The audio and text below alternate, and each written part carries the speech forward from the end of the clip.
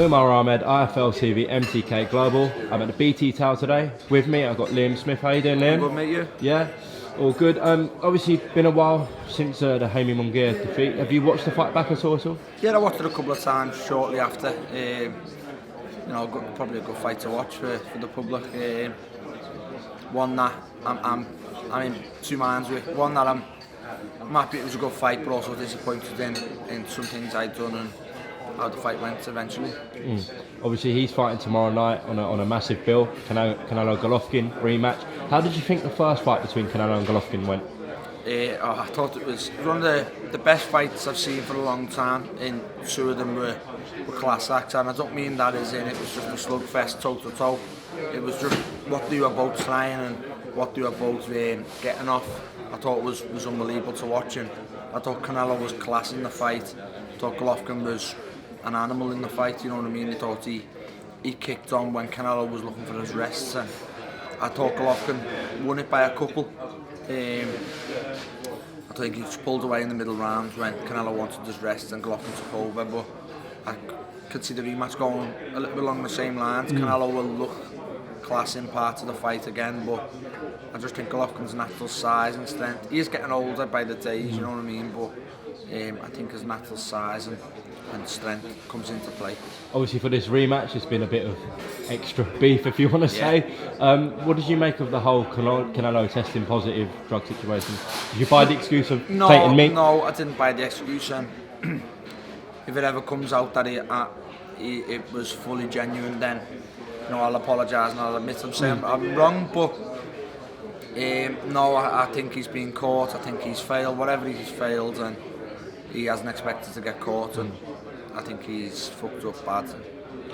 Yeah, and obviously he's beaten loads of opponents, two Brits, including you and Amir Khan. Yeah. What do you think, if it does come out one day that the tainted excuse was, it wasn't true and he was on the juice basically, yeah.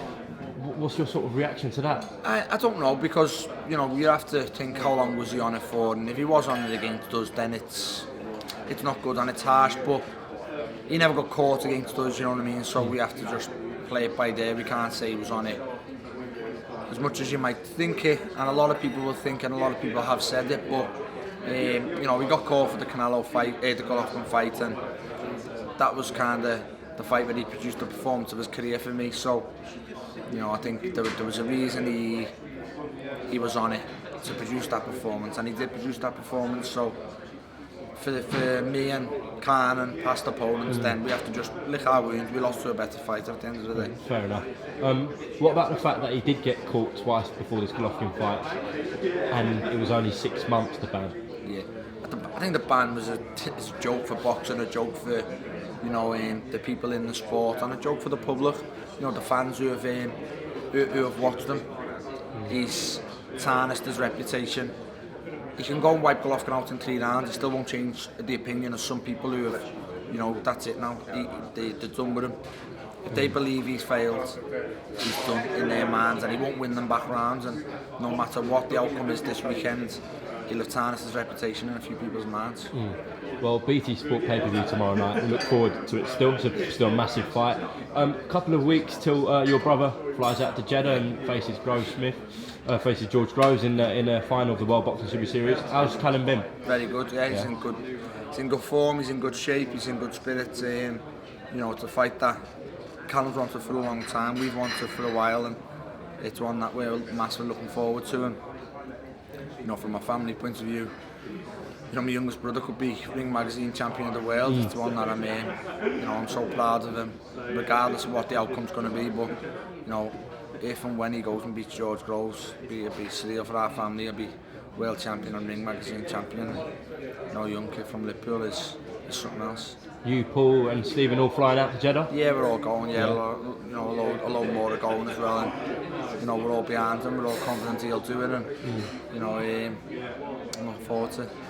It's a couple of weeks' time. Obviously, Callum, it's fair to say, hasn't sort of had that marquee name on his resume, but this is a massive chance, as you said, to win the Ring Magazine, and more importantly, beat George Groves, who's one of the greats of British boxing. Yeah, definitely. He's had a bit of bad luck in a sense, because you've just mentioned that he hasn't got this name on it. No fault of his own. No, of course not. He's took every fight given to him.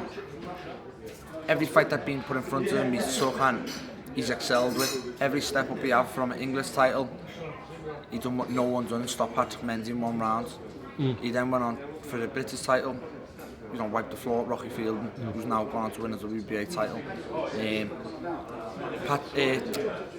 El Hamadi, European title, went 12 rounds with De Gale, give De Gale a good fight. He wiped him out in the rounds. Every time he stepped up to a name where we thought he was in a 50-50 fight, he's produced the goods. He boxed well against Scoggins, who never got much credit. Scoggins a very good fighter. George Groves knows he's a good fighter. He put George Groves over in sparring. And then, the last one, the kickboxer kid, Mikhail Holskin, has brought Callum down from everyone's estimations. Like, he went in this tournament as a favourite. Because of that fight, he's come down. But now George is the favourite, I think, yeah. Which is, it's crazy how that has happened. But, George Groves is not a fight that Callum can switch off on. He's not a fight that he's going to get bored with. The last kid, he switched off, he got bored. And, there's no way you can do that with George Groves. And, to step up for that, he's touching back on that. Callum's entered this tournament to beat all the big names in front of him. And, he beat Scoggins and then Bremer pulls out. So, it's not Callum's fault. Callum was going to Germany to fight Jürgen Bremer. So, I feel for him a little bit, but he goes and beats George Groves. That's all forgot about, and people will all forget about all the rest. He's beat George Groves. He's world champion. He's a full world champion. He's the best middleweight in the world. No, it should be a great fight. Any news on you, Liam? What's happening? No, I'm here today. I just had a meeting with Frank. We've had a few discussions. We'll have a few options this week, and I'll definitely be out on December the 8th or the 22nd. Okay. Well, I'll be out this year, definitely. Okay, well, we look forward to that. You staying up in London for tomorrow? Yeah. Liverpool, Tottenham? Yeah, I'm going to stay up. Yeah, the missus is up with me, so she's off work. And, we'll stay up and have a little Not bit try of and get a ticket? No, I'm going to get home for it, 'cause I play football in the afternoon myself, so I'm just happy it's an early kick-off and I'll be able to watch the full game, because usually the 3 o'clock kick-offs I miss. Well, enjoy it, and we look forward to hearing some news on you. But Thanks for now, very much. thanks for on to IFL, Liam. Thank you.